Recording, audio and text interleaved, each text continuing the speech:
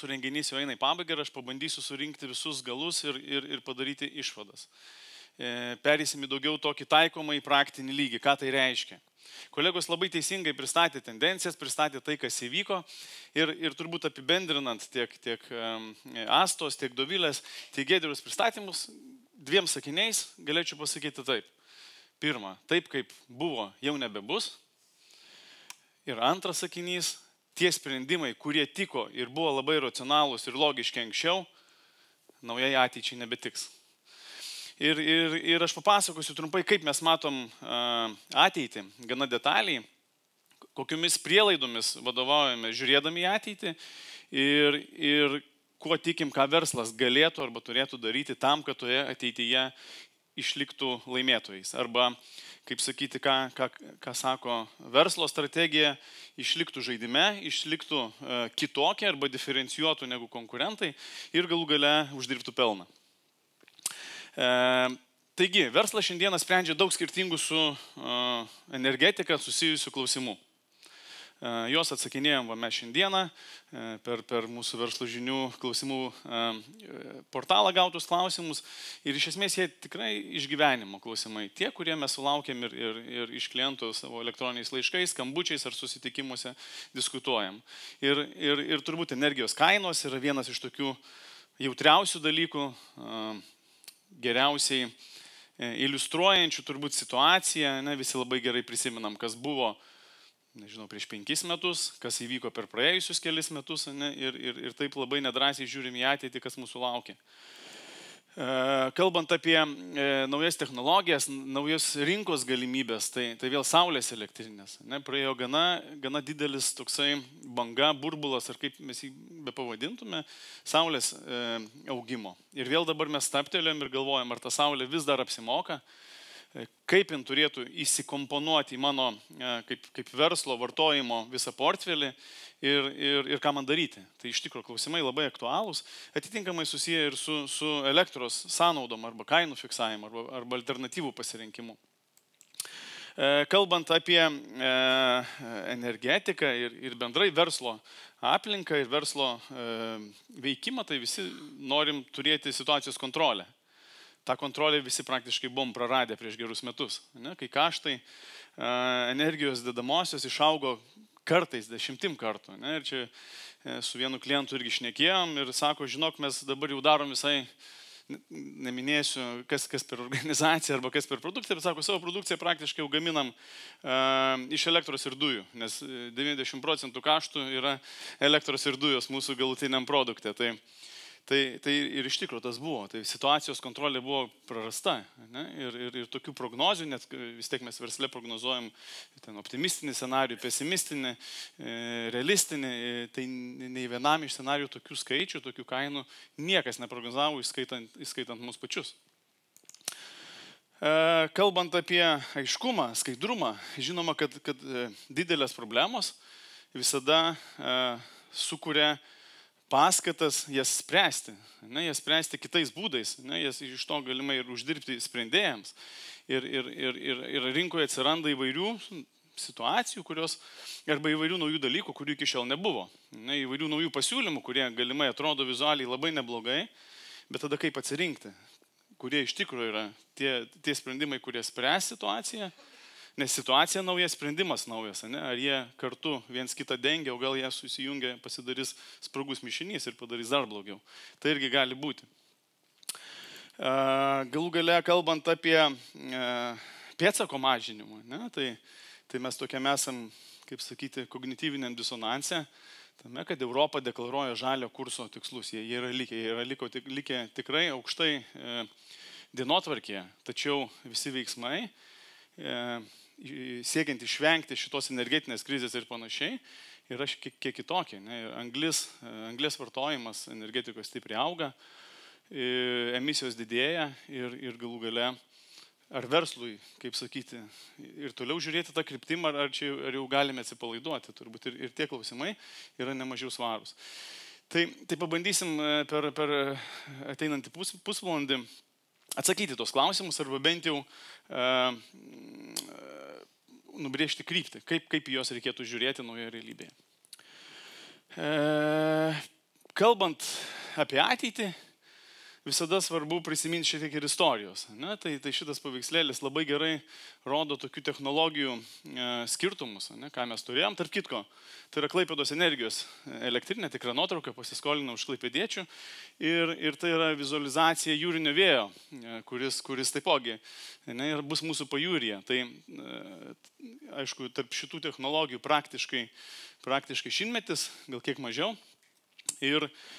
Ir šiandieną, kaip sakyti, žiūrėdami šiek tiek į praeitį, gal ne 100 metų atgal, 10 atgal, pasižiūrėsim, kas įvyko ir kas mūsų laukia ateinantį 10. Tai prisimenant 2013 metus, kodėl pradėjau nuo to, nes tai buvo reikšmingi metai rinkos vystimosi prasme. Ir tą, ką mes šiandieną matom gyventojų segmente, kai mes kaip gyventojai visi renkamės tiekėją, vienokį, kitokį planą ir panašiai, versle, turbūt žinot, tas prasidėjo prieš 10 metų. 13 metais. Modelis buvo labai panašus, kaip šiandieną su gyventojais, etapais nuo didesnių verslų į mažesnius ir galų gale visi verslai privalėjo pasirinkti tiekėją, kitaip jie turėjo pereiti į garantinį tiekimą ir jame, sakykime, mokėjo daugiau, ne, jeigu nepasirinko tiekėjo. Kaip atrodė kainos to laikotarpiu? Ne, va, matom maždaug 50 eurų lygiai su tam tikrais pabangavimais. Bet tokių kainų žirklių, kurias rodė Dovilė prieš tai, tikrai nefiksavome, kai kainos buvo ir neigiamos, ir 500 net šitame, sakykime, stabilizavimosi laikotarpį, kurį mes stebėm nuo šių metų pradžios. Ką darė verslas tuo metu? Na, tai verslas fiksavosi kainas, pagrindė dominavo fiksuotos kainos kontraktai, trumpo laikotarpio metams.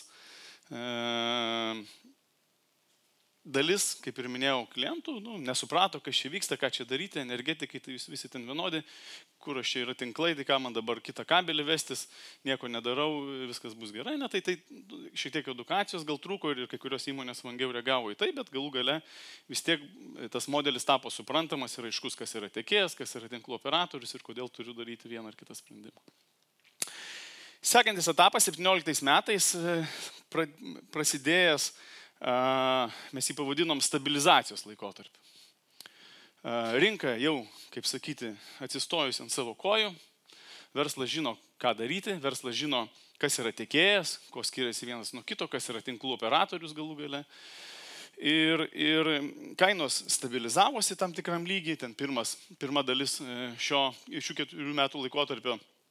Ten buvo, sakykime, žemiau 50 eurų, antra dalis apie 50 eurų, taip apibendrinant. Ir ką toliau verslas daro, kokius sprendimus tuo laiku priiminėjo, taipogi. Labai stipriai strategija nesikeitė, dominavo fiksuotos kainos kontraktai, atsiranda jau, tampa patrauklus tam tikriem verslam spotiniai kontraktai arba su biržos kainom susėti kontraktai. Pradeda rasti pirmosios saulės elektrinės. Mes kaip Ignitis irgi maždaug tuo laikotarpiu, kažkur 19 metais, gana intensyviai įėjom į šitą veiklą, į saulės elektrinių įrengimo veiklą įvairia forma ir įvairiais modeliais, tiek technologiniais, tiek paslaugų modelių ir panašiai. Tai iš tikrųjų, tuo metu kainos nerodė labai didelio arba gero atsipirkimo saulės elektrinių, tačiau verslas, turėdamas viziją į priekį, turėdamas savo modeliuotus scenarius, tikrai ne vienas verslas padarė gana teisingus sprendimus ir iš tikrųjų net tarp čia sėdinčių yra tie klientai, kuriem mes būtent tuo laiku pastatėm saulės elektrines ir galiu drąsiai pasakyti, kad jau galit nebeskaičiuoti, jinai jau atsipirko. 3 metai, 3 paskutiniai metai praktiškai nuo to, kada mes paleidom tą didesnę dalį savo elektrinių tam laikotarpyje, jau yra atsipirkusios. Ir skaičiuoti jau praktiškai nebereikia. 3 metai neblogai, gal Suomijos terminalas atsipirko kiek greičiau, per vieną dieną, bet 3 metai irgi yra, sakykime, investicijos grąžos atžvilgių puikus rezultatas. Kokia grąža saulės elektrinių yra dabar, tai be abejo kitokia. Sekantis etapas rinkos turbulencijos etapas. Ir turbūt jį geriausiai prisimenam, nes jis toks gana šviežias ir mena 2020-uosius ir einančius po to metus. Ką tai reiškia, kodėl? Covidas pamenat, ne, kaip čia bus, pramonės stos, sužlugs, pasaulis sugrius, taip kaip buvo nebebus, visi visada vaikščiosim su kaukiam, kino teatrai užsidarys, nebepasimatysim, tik tai video skambučiai ir panašiai. Ne? Tikrai buvo daug nežinomybės, stipriai susitraukusi gamyba, lockdownai ir toks visuotinis paralyžius. Paskui pasižiūrėjom, kad galima gyventi tose sąlygose, prisitaikė Europa, prisitaikė pasaulis, energijos kainos dėl kritusios paklausos žiauriai nučiuožė žemyn, dujos 5 eurai, elektra 30 eurų, tai iš tikrųjų turbulencijos laikotarpis. Turbulencija tai ne tik į viršų ir į apačią. Gali. Ir sekantis etapas tai yra karas. Kitas kraštutinumas, dar vienas smūgis ir ekonomikai, ir bendrai pasauliui. Ir kainos rodo tos skaičius, apie kurios, kaip sakyti, netelpa net į mano vizualizaciją šitam grafike. Ką darė verslas tuo metu? Ir džiaugiamės mes, kad elgėsi verslas būtent taip, verslas yra racionalus, supranta dalykus, moka prognozuoti. Tai šitam laikotarpį Lietuvoje vyrauja biržinės kainos kontraktai. Verslas nebuvo nusiteikęs fiksuoti savo kainų nei šitame lygyje, nei galų gale. Aš kalbu apie tokią didesnę daugumą. Be abejo, buvo tikrai neramu, kai kainos kilo į viršų, tie 300 ar 400, prabrėžiant trendą iki 900 atrodė visai neblogai. Ir tikrai žinom tuo atveju, ir kolegos klausė, ką dabar daryti, žinom tuo atveju, kai klientai fiksavo tas kainas tam lygiai tam, kad neturėti dar sunkesnės situacijos, bet tikrai mažoji dalis. Ir mes kaip Ignitis tuo laiku nesudarėm praktiškai kontraktų iš vis tokiam kainomis, dėl kelių priežasčių turbūt, neturėjom nei galimybių nei galimybių pasiūlyti, sakykime, žemesnių kainų, dėja, nei matėm prasmingą pagrindą fiksuoti tokiam lygiai kainą, nepaisant to, kad kartais klientai to prašė. Tai džiaugiamės tų klientų istorijom, kurie patikėjo mūsų rekomendacijom nesifiksuoti ir pralaukti. Ir šiandieną mes esame visai kitoje situacijoje, kur kainų fiksavimo galimybę turbūt reikėtų vertinti kitaip. Dėl ateities, apie kurią to ir pakalbėsim. Tai šitą dešimtmetį mes apibendrinant galim pavadinti rinkos kūrimosi era. Ne? Taip labai istoriniais terminais, tai eros irgi pas mūsų pasaulio visoje civilizacijos vystymėsi irgi yra tam tikros eros ir dažniausiai viena era keičia kitą, tada, kada įvyksta kažkoks lūžis. Ir šiuo atveju būtent kas įvyko ir kas vyksta šiuo metu, yra būtent tas lūžis, kuris paskatins visą energetiką transformuotis. Ir naujasis etapas, į kurį mes dabar jau turbūt įėję, čia taip 24 įrašiau, gražiau rašėsi, bet turbūt mes jau jame, tai yra generacijos augimo laikotarpis. Ir jisai ženklina naujos eros pradžią ir mes ją pavadinom fundamentalios transformacijos era. Ką tai reiškia? Tai reiškia, kad kažkas keičiasi iš esmės. O iš esmės keičiasi du dalykai. Technologija, ir tai yra žiauriai svarbu, apie tą kalbėjome prieš tai, generacijos technologija. Mūsų šalies padėtis, mes tapsim per tą laikotarpį iš labiausiai importuojančių šalies Europoje į tikėtina daugiausiai žaliosios energijos pasigaminančią šalį pagal suvartojimo lygį. Ir keičiasi reguliavimas, keičiasi požiūris į energetiką sakykime, jau to reguliacinio ligmens. Žalioji energetika, taršos visas reguliavimas ir panašus dalykai. Ir tai gauna pagreitį. Todėl mes sakom, prasideda nauja era. Kainų nedėjau, labai lengva komentuoti istorinės kainas, kitimo priežastis ir panašiai. Daug sunkiau yra turbūt kalbėti apie kainas ir žadėti kažką į ateitį. Tačiau etapus mes vėl padalinom maždaug po kas 4 metus ir apie juos galim pakalbėti. Ir praktiškai mes tikim, kad kažkaip panašiai taip turėtų ir vystytis visa energetika ateinantį dešimtmetį. Sekantis etapas, po to, kai baigsis generacijos augimo laikotarpis, apie tą, ką kalbėjo Giedrius, ką kalbėjo Dovilė, jisai bus vartojimo sprogimo laikotarpis. Tikrai to tikim, įvairios priežastys tą nulems. Tai aišku, elektromobiliai, šilumos siurbliai, dujų konversija į kitus dalykus, nes dujos taps jau šiandieną prabangos prekė, bet ateityje bus prabangos prekė dėl kitų priežasčių, ne dėl pačių dujų kainos, o dėl lydinčių dalykų kainos, tai yra emisijos ir kiti dalykai. Pamenam, žaliasis kursas ir CO2 neutralus žemynas Europa ir tie dalykai yra neišvengiami, tai jeigu dar taip institucijos arba Europos komisija šiandieną spaudimą daro, tai tikrai dar ne tokį, kuris ateis ateityje, kai matysim, kad tų tikslų mes nepasiekėm. Ir dabar, jeigu mes turime tikslą čia, tai mes nežingsniuojame labai nuosekliai link to tikslo ir dėja, nenori būti blogų pranašų, bet tų tikslų, kuriuos mes esam trumpo laikotarpio kaip Europa įsikėlę, mes nepasieksim. O tada įsijungs, kaip sakyti, antras bėgis ir tikėtina priemonės bus griežtesnės ir tie, kurie užtempė, tikėtina turės didesnės arba sunkesnės transformacijos pasiekmes arba, nežinau, pagirės arba investicijas, jeigu paprastai tariant. Tai kitas dalykas, kas išaugs vartojimą, tai naujos technologijos, kurios yra susijęs su Giedriaus minėta elektros konversija į kitą energiją. Vandenilis, metanolis, amoniakas, žalesis ir panašiai. Tai bus technologija tiek energijos saugojimui ir vėl konversijai į tą pačią elektros energiją atgal, tiek ir tiesiog gamybai naujų medžiagų, kurios bus viena ar kita forma eksportuojamas į kitas rinkas. Ir tą visą potencialą, kurio mes gal tikim, kad atsiras daug generacijos, kuri nuspaus rinkos kainą, bendrąją kainą, vidutinę kainą, kaip jų be pavadinsim, tikėtina sustabdys spaudimą ir nauji poreikiai, nauja paklausa, tas kainas išlaikys tam lygiai, kurios bus priimtinos. Kas yra priimtina kaina? Turbūt paklausit ir jeigu taip, kaip sakyti, už jūs gal negražu kalbėti, bet turbūt tokia vidutinė, jeigu paklausčiau, kokia įsivaizduoti yra daugiau mažiau teisinga kaina, skaičius 50 eurų už megavatvalandę, turbūt pas daugą sukasi galvoj. Ir jo, apie panašų skaičiai ten buvo pas mane toj pradžioje atsuksiu atgal, jeigu tai prisimerkus pasižiūrėti tą kainų grafiką iki čia, apie 50.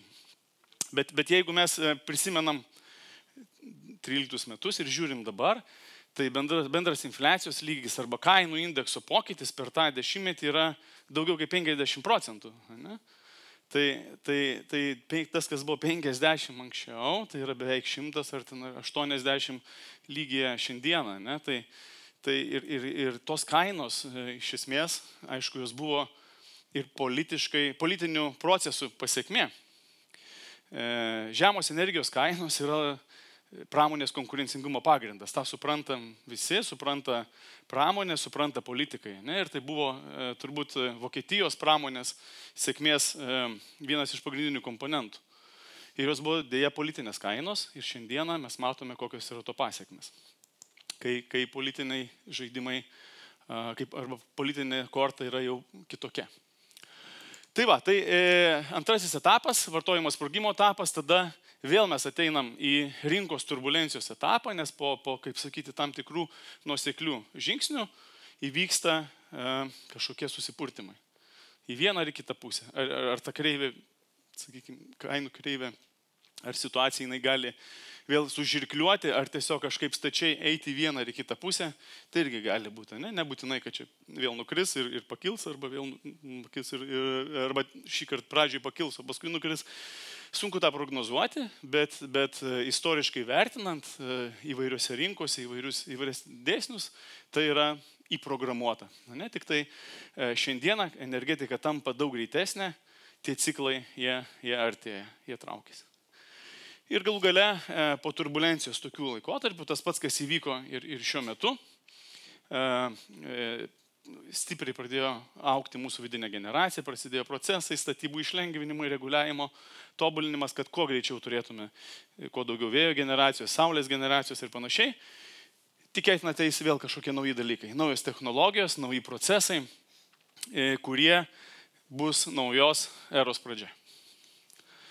Tai toks yra mūsų ateities matymas ir kokius mūsų įsitikinimo turėtų būti verslo požiūris į tą ateitį. Jeigu įsitikit, aš dar pabandysiu paskui įrodyti, kodėl mes taip matom, tam tikrais fundamentaliais dalykais, kelias skaidres parodysiu, bet kaip turėtų elgtis verslas mūsų akimis žiūrint. siekiantis praeiti per šitą erą turbūt, ne, taip, kaip sakyti, literatūriškai kalbant, tai manom, kad dominuos ilgo laikotarpio kontraktai, 5-10 metų, vadinami PPA, tai yra tikrai europinis trendas šiandieną. Lietuvoje gal yra pirmieji tik tai jau atvejai, kai verslas įsipareigoja, arba partnerystės modelėje, abi dvi šalys įsipareigoja fiksuoto kaino kontraktų tiekti elektrą ilgų laikotarpių. Žalios energijos tiekimo sutartys dominuoja, priešingai negu tai, kas buvo iki šiol. Tiekėjai pristato naujus modelius, naujas paslaugas, naujas galimybės dirbti kartu. Ir apie tai dar irgi pakalbėsim, kokia forma tai galėtų būti. Mes irgi labai stipriai apie tai galvojame, savo visą verslo strategiją taipogi statom ant tų pačių prielaidų, ant to pačio ateities modelio, kurį aš čia dabar pristatau. Ir per tai mes ateinam su savo dalimi ir tikėtina tai įsivers į kažkokius mūsų naujus pasiūlymus arba bendrus tiesiog sprendimus verslui. Ir paskutinis turbūt tą irgi, ką minėjau, tai aukštas emisijas turintis verslas stipriai investuoja į transformacijas, į konversiją. Nes tai tampa išgyvenimo dalykas. Ne? Yra tam tikros pramonės šakos, kurios nenusikirtusios emisijų nebegalės vykdyti veiklos arba produkcija taps nebeįperkama. Tai toks ateities vaizdas ir dabar keletą turbūt skaidrių, iš kodėl mes taip matom tą ateitį. Ne? Tai viena yra gana paprasta skaidrė, kuri turbūt taip reziumuoja tą, ką pasakojo Giedrius, kaip atrodo mūsų generacijos miksas. Jeigu mes apie 13 metus šnekėjom, tai atsuku dar laiką atgal, prisimenam atominę elektrinę, mes buvom jau kažkada eksportuojanti šalis, pasigaminom daugiau negu reikėjo, atominė užsidarė. Lietuva nuėjo strategiją, pasirinko tokią strategiją, kad integruotis su kitomis šalimis, su kaimynais, plėtė jungtis ir iš tikrųjų mes tapom geriausiai integruota šalis Europoje pagal savo suvartojimą ir jungčių pralaidumus. Ir tai atrodė logiška strategija. Šiandieną mes tokie nebesam, nes de facto jungtis nei su Baltarusija, nei su Rusija komerciškai neveikia. Ir nesukuria to, ką jos galėtų sukurti, jeigu to šalis būtų, sakykime, draugiškos šalis. Ir ar tai reiškia, kad ta infrastruktūra sukurta, ypatingai Švedijos jungtis ir panašiai, jinai yra nebereikalinga, tai ne. Čia buvo ir klausimas dar apie balansavimą, apie užsitikrinimą 100% poreikių, tada, kai viskas pas mus yra nestabilu arba viskas yra iš atsinaujinančios energijos, kur yra, tai saulė šviečia, tai nešviečia, tai vėjas pučia, tai nepučia. Tai jungtis bus vienas iš tų balansavimo šaltinių. Balansuosime su kroniu, balansuosime su baterijomis, balansuosime su paklausa, nes tai reiškia vartotojai mažinsis tam tikrom valandom, jiems tai bus naudinga, pelninga, bus paskatos ir balansuosime su dujinė generacija, turbūt sakiau, ir su kaimynų jungtimis. Tai tos jungtis, kurios buvo padarytos, jos tikrai dirbs ir atliks savo darbą, stabilizuojant padėtį. Čia prognozės, tai pirmoji prognozė irgi, ką ir Giedrius minėjo, jinai buvo daug tokia optimistiškesnė augimo kreivė, žiūrint iš 21 metų perspektyvos. Ir mes tą prognozę pristatinėjom prieš gerus metus. Šiandieną mes perbraižom šiek tiek trajektoriją ir ta juoda kreivė rodo faktinę situaciją iki punktyro. Mes 2 metus traukiamės, kaip šalis vartojame elektros energiją. Bet tikimės, kad vis tiek ilgoji laikotarpiu, 30 metai, mes išeisime į tą tašką, kuris yra prognozuotas specialistų, tinklų operatorių ir panašiai. Šiek tiek gal papildant kolegų skaičius, kaip keitėsi mūsų technologijos per paskutinius metus, tai gana stipriai augo, kartais 10 kartų augo saulė, kelis kartus paaugo, beveik 3 kartus, turbūt nepilnai 2,5 kartų paaugo vėjo jėgainių, kur sakykime, buvo toksai štilius paskutiniais metais iki krizės ir aišku, yra išmontuojama sena šiluminė generacija. Hidrogeneracijos potencialo didelio neturime, mes neturim tų sraunių upių, gal tiesiog hidro galę pakels šiek tiek padidinta Kruonio hidroakumuliacinės elektrinės galia po keletos metų. Kalbant apie reguliaciją, tai turbūt kitas svarbus elementas, žiūrint į ateitį, kokie teisės aktai bus, ne, kokia perspektyva yra piešiama iš teisės aktų leidėjų. Tai perspektyva žalia, jeigu apibendrinant. Ir sakykime, toksai vienas iš ašinių teisės aktų, europinių reglamentų, tai yra taksonomija. Tai yra teisės aktas, gal šiek tiek teorijos medžiagą mes paskui pasidalinsim, galėsit pasinagrinėti giliau, bet tai yra tam tikras teisės aktas, kuris klasifikuoja tam tikras, klasifikuoja poveikį aplinkai, verslo daromą poveikį aplinkai į tam tikras grupės ir padeda susiskaičiuoti vieno ar kito verslo, kurie yra labai skirtingi savo veikla, savo daromą įtaką, poveikių, susiklasifikuoti ir susivienodinti ir padėti ant tos pačios liniuotės. Tai yra išskirtos tam tikros kategorijos taršos arba tikslų, kur mes turim nukreipti savo pastangas, kaip verslo pastangas, mažinti poveikį, didinti atsparumą ir panašiai. Ir išsiskaičiuoja tam tikri rodikliai, kuriuos labai seks turbūt ir mokesčių sistema, ir bankai. Na, ir jeigu mes norėsim finansuoti daug blogų taškų susirinkusi verslą, tikėtinai mokėsim didesnės palūkanas arba nemokėsim palūkanų, nes negausim paskolų. Ne, verslas, kuris bus žalias, jisai bus bankų norimas, nes bankai, vis tiek jų bankų tikslas vykdyti veiklą, skolinti pinigus, uždirbti.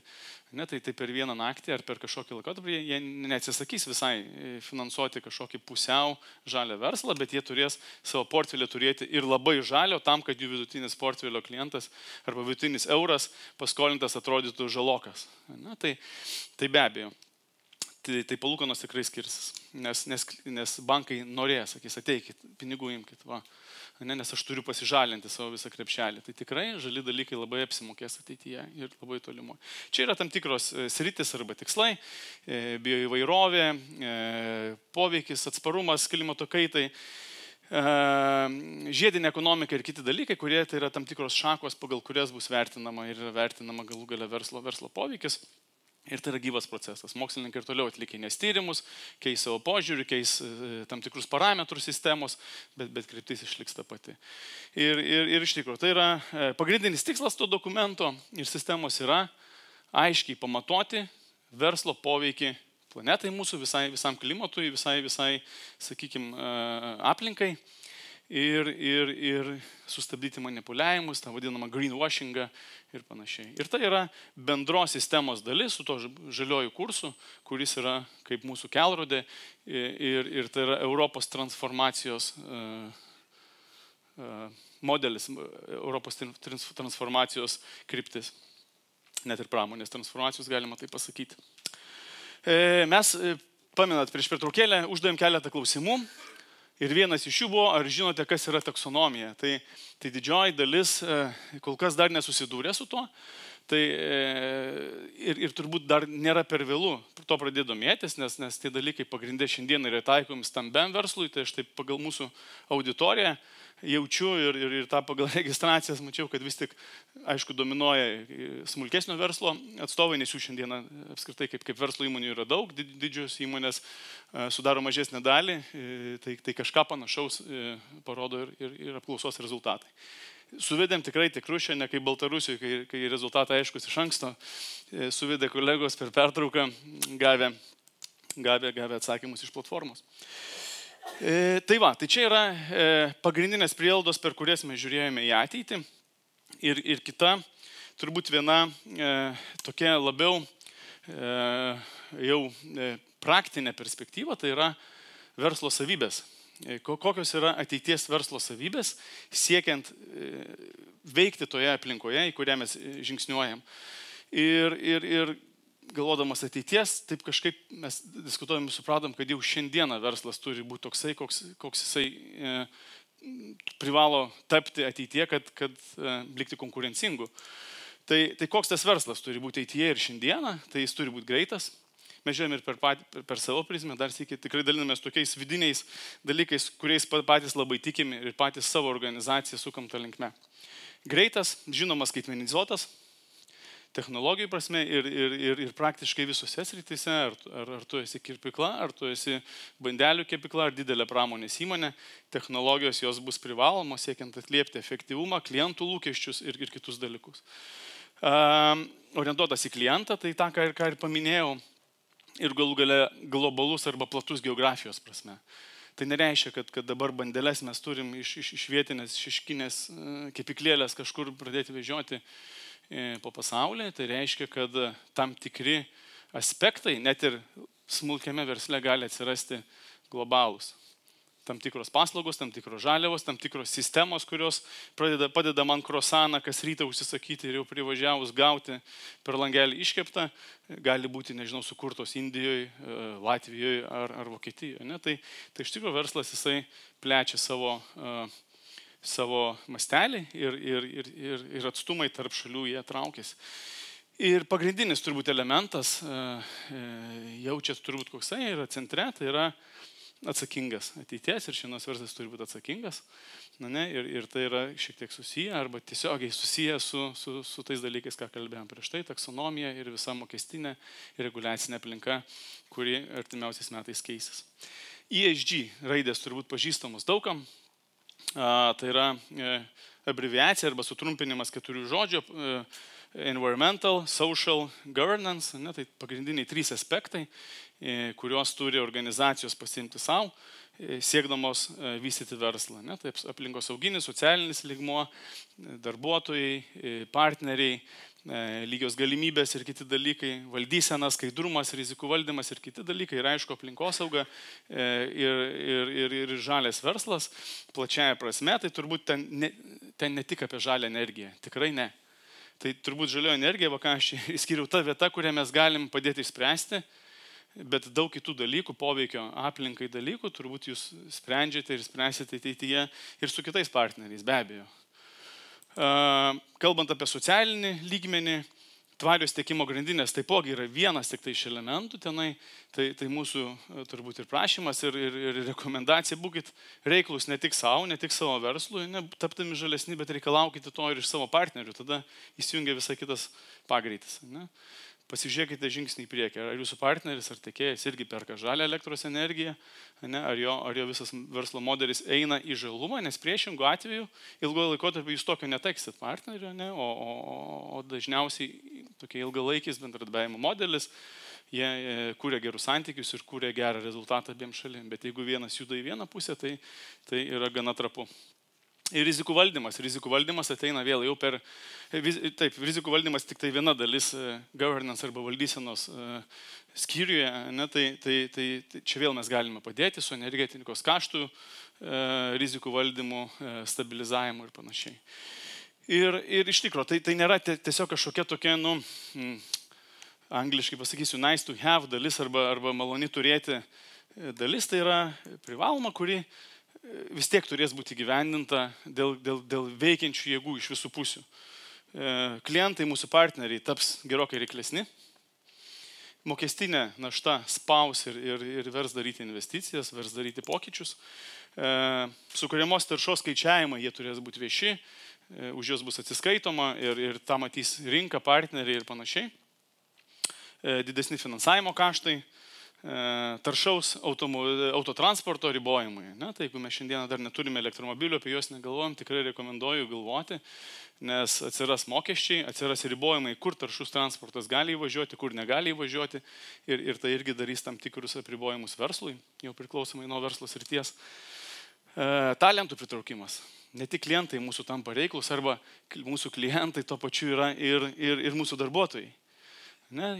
O mes visi norim turėti talentingus darbuotojus, turėti geriausius srities specialistus ir tikėtina geriausias srities specialistai, jie išmano ir jie nori daryti tinkamą poveikį planetai ir įmonės, kurios nėra tvarios, kurios nesirūpina pagrindiniais ESG dalykais, nebus jų potencialių darbdavių sąraše. Ir investuotojai, lūkesčiai ir spaudimas, be abejo. Investuotojai, dideli investuotojai, korporatyviniai investuotojai, jie turi tikrai žalią agendą, labai tą gerai suprantam savo kailiu, nes patys esam listinguoti ir labai daug aiškių reikalavimų girdim žalumo kryptimi. vėl dalis apklausos, ar perkate žalią elektros energiją, kas atliepia kažkiek šitų tikslų siekimą, tai iš tikrųjų rezultatai labai neblogi. Taip ir planuojame, sudaro didžiąją dalį pyrago, beveik 70%. Tai iš tikrųjų kryptis yra teisinga, geltonus ir tos žalsvus tikrai rekomenduoju pagalvoti ir žalią energiją pradėti pirkti jau nuo kitų metų. Galima ir nuo šių metų, galite kreiptis į savo tiekėją, jeigu jūs perkate ne žalią, jeigu jūsų tiekėjas nesutinka keisti kontrakto, teikit pas mus, elektrą galėsit pirkti, iš jų mes galėsim pažalinti, jeigu jūs norit pažalinti net ir šių metų visą rezultatą, kreipkitės pas mus, mes padėsim net ir sutvarkyti šių metų misijas, paverčiant jūsų jau sunaudotą elektros energiją žalia. Tas irgi teisiškai ir produktų prasme yra įmanoma. Ar pritarė teiginiui, kad nauji aplinkosaugos reikalavimai padidins jūsų verslo kaštus? Be abejo. Ir ar turite elektromobilį savo įmonės autoparke, arba planuojate jį turėti, tai matau irgi, kad skaičiai gana neblogi, beveik 50% jau galvoja apie elektromobilį. Ir iš tikrųjų, kryptis labai teisinga, elektromobiliai ne tik, kad yra labai smagus vairuoti, bet labai teisingi taršos prasme ir verslo efektyvumo prasme. Taigi, einame į pabaigą, rezimuodami visą kryptį, kur juda industrija, kur juda visa, sakykime, mūsų pramonė, galim padaryti tokias išvadas, kurį kelią pasirinkti. Ir iš esmės nėra vieno kelio, tą, ką ir Dovilė minėjo pačioje pradžioje, nėra vieno sprendimo, kuris tinka visiems sėdinčiam šioje salėje šiandieną arba už mūsų kameros kitoje pusėje prie savo ekranų. Tai yra labai individualu. Tai yra gal tik tai vienas bendras vardiklis, kuris išskirtas čia žaliai. Apie šitą dalį tai ne individualu, tai labai universalu. Žalia elektra tikrai tinka ir reikalinga visiems ir tikrai rekomenduojame ją pradėti naudoti jau nuo šiandienos, blogiausiu atveju nuo kitų metų, jeigu dar sutarties nesate sudarę arba susitarę. Kiti aspektai, toj vadinamai poreikių piramidijai, lipant kiekvienu laipteliu aukštyn, atrodo, kad jie sudėtingėja ir klausimai tampa daug daugiau komplikuoti, daug labiau personalizuoti pagal kiekvieną verslą atskirai. Tinkamo kontrakto pasirinkimas yra antras žingsnis, kainodaros modelio pasirinkimas. Ar aš galiu prisitaikyti prie kintančių kainų, ar aš galiu sustoti, kai kainos super sukyla ir aš galiu įsijungti stipriau, kai kainos labai nukrenta ir panašiai. Tai įvairūs klausimai, kurie yra susiję su jūsų kaip verslo modeliu, su jūsų parduodamos produkcijos galų gale kainodara. Jeigu jūsų klientai nori stabilumo, tai tikėtina fiksavimas ir ilgam laikui, tai fiksavimas yra vienas iš tokių būdų, kaip savikainą stabilizuoti. O gal jūsų klientai gali mokėti prie jūsų savikainos produkcijos papildomą energijos dedamąją. Tokių modelių irgi rinkoje jau girdisi, kad mokam ten, nežinau, už kažkokį poduko kaštus gamybos plus kintamą elektros energijos dedamąją. Tai gali būti, šiek kaip pavyzdys, sakau. Racionali nuosava generacija. Apie saulės elektrinės kalbėjom, tai iš tikro dalis rinkos dalyvių atėję pas klientą, tie, kurie tiesiog stato elektrinę, sako, žiūrėk, lipam ant stogo, to įsiaiškinsim, kiek pas tave čia telpa. Ir tai yra blogas požiūris, nes per didelę saulės elektrinę jinai gali padaryti daugiau žalos negu naudos. Atsipirkimas bus labai lėtas, o likutinis jūsų elektros energijos grafikas labai gali stipriai arba poreikis labai stipriai išbrangti. Ir vėl tai yra naujos sistemos elementai, kurie iki šiol nebuvo tokie aktualūs. Ir aktyvus dalyvavimas rinkoje, tai viršūnė, tai ta vyšnaitė ant torto ir daugiausiai turbūt aktuali stambiausiam verslui, turinčiam didelius pajėgumus, turinčius galimybę reaguoti arba investuoti į baterijas netgi savo objektuose ir reguliuoti savo vartojimą, tiek imant kažką iš baterijos, tiek dedant, tiek stabdant ir didinant apimtis. Galų gale išjungiant saulės elektrinę kartais. Nes jeigu saulės švietimo laiku elektros kaina nukrenta, tarkim, iki minus 50 eurų, tokia šviečiant saulės elektrinę kuria 50 eurų nuostolį verslui. Kas įvyksta elektrinę sustabdžius, jinai kuria 50 eurų pliusą verslui, nes iš rinkos aš gaunu priemoką tam, kad vartoju. Vietoj to, kad sumoku 50 eurų kažkam, aš gaunu 50 eurų. Ne? Tai lankstumas ir dalyvavimas rinkoje tikrai stambaus verslo ateitis. Ir tam irgi mes ruošiamės. Ir tikiu ir žinau, kad ruošiatės ir jūs stambiausių verslo prasme. Keli klausimai vėl iš mūsų apklausos. Kaip manote, kaip keisys jūsų bendrovės elektros energijos suvartojimas kitais metais? Nesikeis.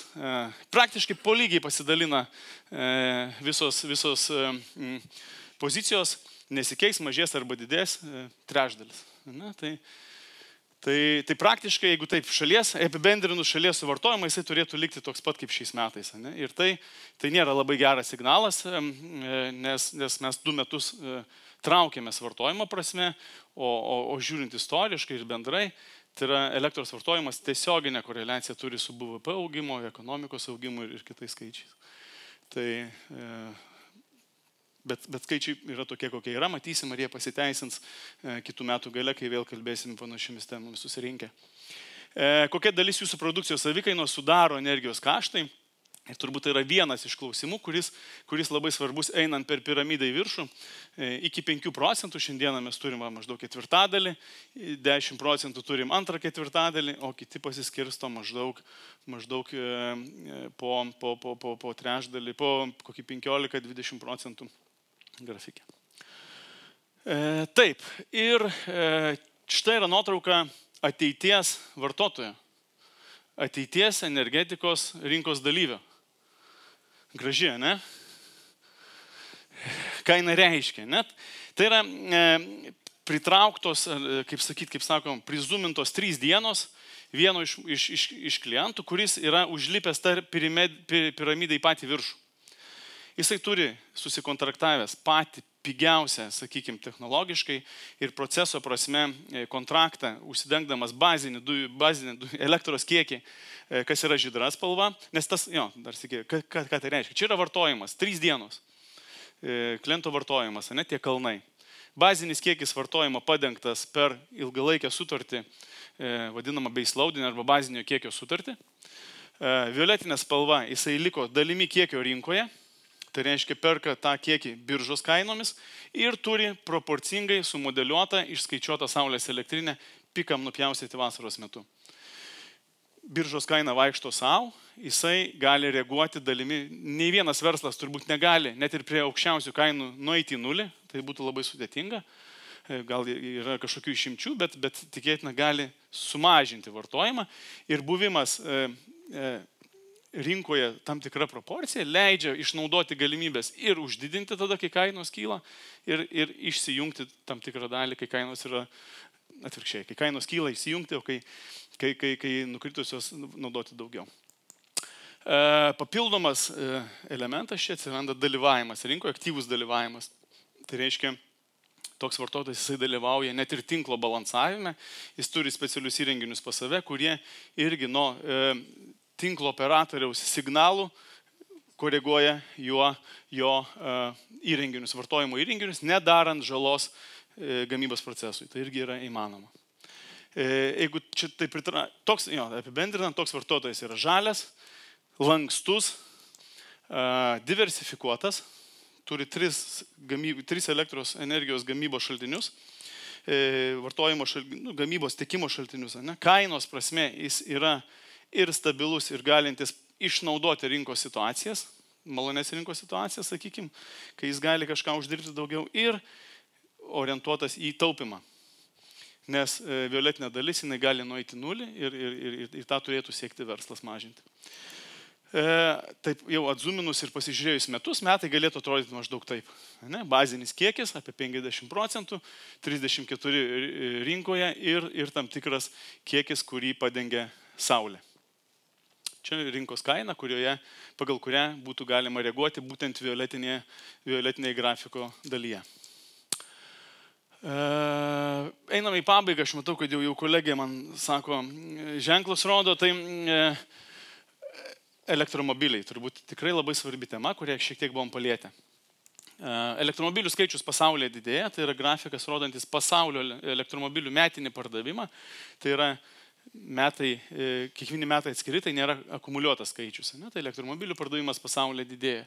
Čia yra situacija Lietuvoje, tai yra jau akumuliatyvinis skaičius. Reiškia, šiandieną mes turime apie 10 000 elektromobilių, bet augimo tendencijos tikrai nuteikia gerai. Ir manau, kad 24 metai bus tikrai rekordiniai metai. Jeigu ne padvigubės, tai tikrai skaičius bus artimas dvigubai, ką turime šiandieną. Ir aišku, šitas vištos ir kiaušinio klausimas, nėra kur krautis, tai nepirksiu, tai iš tikrųjų stotelių jau yra pakankamai. 1000 viešų įkrovimo taškų šiandieną jau yra Lietuvoje. Ir tas skaičius tikrai dvigubės, trigubės, šešigubės, garantuotai. Ir tikrai mes tame dalyvausime labai aktyviai. Turim 2 pasiūlymus jums, tapti Ignitis partneriu arba Ignitis klientu, naudojantis mūsų tinklo paslaugomis, kuris šiandieną dominuoja mūsų didžioji infrastruktūra praktiškai Vilniuje, bet jau yra visoje Lietuvoje. Kaunas, Zarasai, Klaipėda, magistraliniai keliai jau yra mūsų greito įkrovimo stotelės, per artimiausius metus tikrai jų daugės kartais. Ir mes šiuo metu jau vystome kelius šimtus projektų ir dar keli šimtai jau ateina pas mus, sakykime, pas gamybininkus ant stalo, kad prasidėtų statybos. Ir ta infrastruktūra iš esmės bus kitokia ir pakeis kelionę elektromobilių kardinaliai. Tapkite mūsų partnerių, jeigu turite gerą parkavimo aikštelę, geroj vietoj, kur yra didelis rautai, mes mielai ateisim pasikalbėti su jumis ir pasiūlysim tikrai abipusiai naudingą ir palankų bendradarbiavimo modelį, kur mes savo infrastruktūrą įrengsim, leisime jums naudoti su nuolaidom ir panašus dalykai. Tai tikrai kreipkitės ar bet kurio kanalu, su kurio bendraujate su mumis, ar į kolegas šiandieną čia, kurie esate salėje. Ir laiko jau kaip ir nebeturim, bet bonus slaidai, kurie visada būna mūsų tokio renginio apibendrinimo dalyje, kaip atrodys dujų kainos ateityje. Ir čia yra prognozė. Matome istoriją ir matome prognozę. Šita prognozė jau yra paveikta Suomijos viso įvykio. Ar Europa labai stipriai tai sureagavo, kol kas nesureagavo. Kainos išlieka dar kitų metų 50 eurų lygyje. Bet dar gali visko įvykti. Tačiau šiandieninė rinkos nuotrauka maždaug tokia. Be gamtinių dujų kainos, kaip produkto kainos, mes kaip klientai mokam ir kitas dedamasias, tai yra infrastruktūros dedamasias. Perdavimo kaina koreguosis nežymiai, keliais procentais, į viršų skirstymo kaina šiek tiek mažės, gal kokiais 3-4 mūsų vertinimu. Ambergrido duomenys jau yra vieši, skirstymo duomenys mes bandom nujausti ir atspėti. Ir terminalų dedamoji išliks panašiam lygiai, kaip yra šiandieną, kuri galioja nuo metų pradžios. Nuo metų vidurio, atsiprašau. Elektra, panaši struktūra. Elektros kainos yra svyruoja iš tikrųjų gana pagal naujas tendencijas, tai yra vasaros metu jos yra kiek žemesnės, žiemą yra kiek aukštesnės. Tai vėl yra šiandienos situacija, nevertinant jokių išorinių supurtimų, kurie gali įvykti ir nevertinant super šaltos žiemos ir kitų dalykų, apie kuriuos kalbėjo Dovilė, ir tų lemiančių veiksnių yra gana daug. Kaip atrodys infrastruktūros dedamosios? Deja, perdavimo dedamoji auga 3 kartus. Gana reikšminga, bendroje sumoje taip, tai yra nuo 10 eurų iki 30 eurų, tai ne šimtai, bet pokytis yra gana aukštas. Skirstymo kaina auga taipogi keliais procentais, apie 14 vidutinė kaina. KVR tai reiškia kainos viršutinė riba, priklausomai nuo kliento segmento, ten didesni klientai moka mažiau arba tolygiau vartojantis ir panašiai, ten jūs tą dalį gerai suprantat, bet čia kalbu apibendrintą kainų lygį, nes klientų kategorijos yra įvairios. Ir VIAPas, tai dedamoji, kuri skirta surinkti lėšas atsinaujantiems ištekliams vystyti arba kompensuoti tam tikrus kaštus, jinai nuo neigiamos ateina į nulį. Tai mes dabar mėgavomės tam tikrom priemokom, arba perinktų pinigų gražinimų rinkai, kurie buvo perinkti prieš tai buvusiu laikotarpiu, arba surinkami iš gamintojų papildomai. Tai va, tiek turbūt šiandieną, atleiskite už įsibrovimą į pietų pertrauką, bet apibendrinant situacija yra kitokia. Ateinantis laikas yra iš esmės kitoks, negu mes turime šiandieną. Svarbu suprasti ne per vėlai ir prisitaikyti šiandieną, nelaukti, kai tai bus per vėlų. Ačiū visiems ir linkiu geros dienos.